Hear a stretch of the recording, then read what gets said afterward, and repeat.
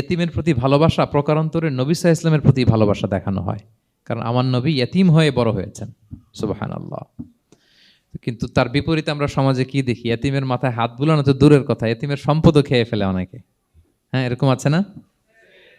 এতিমের সম্পদ দেদারসে গিলতেছে।